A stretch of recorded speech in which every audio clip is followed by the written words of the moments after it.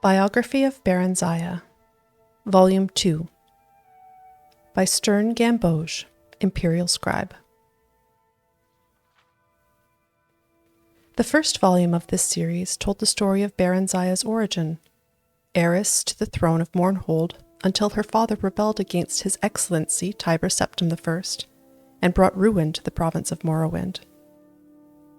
Thanks largely to the benevolence of the Emperor, the child Barenziah was not destroyed with her parents, but reared by Count Sven of Darkmoor, a loyal imperial trustee. She grew up into a beautiful and pious child, trustful of her guardian's care.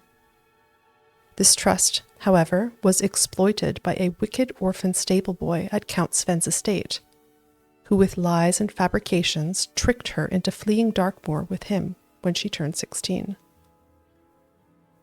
After many adventures on the road, they settled in Riften, a Skyrim city near the Morrowind borders. The stable boy, Straw, was not altogether evil. He loved Barenziah in his own selfish fashion, and deception was the only way he could think of that would cement possession of her. She, of course, felt only friendship towards him, but he was hopeful that she would gradually change her mind. He wanted to buy a small farm and settle down into a comfortable marriage, but at the time his earnings were barely enough to feed and shelter them. After only a short time in Riften, Straw fell in with a bold, villainous Khajiit thief named Theris, who proposed that they rob the Imperial Commandant's house in the central part of the city. Theris said that he had a client, a traitor to the Empire, who would pay well for any information they could gather there. Barenziah happened to overhear this plan and was appalled. She stole away from their rooms and walked the streets of Riften in desperation, torn between her loyalty to the Empire and her love for her friends. In the end, loyalty to the Empire prevailed over personal friendship, and she approached the Commandant's house, revealed her true identity, and warned him of her friend's plan. The Commandant listened to her tale, praised her courage, and assured her that no harm would come to her.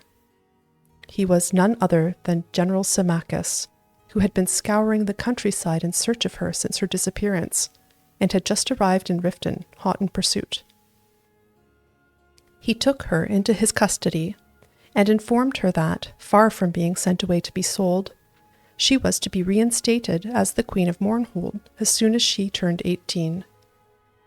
Until that time, she was to live with the Septim family in the newly built imperial city, where she would learn something of government and be presented at the imperial court.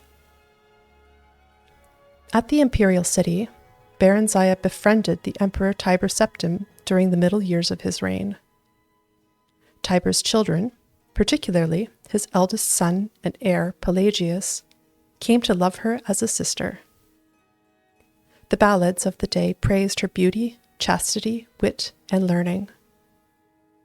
On her 18th birthday, the entire imperial city turned out to watch her farewell procession preliminary to her return to her native land.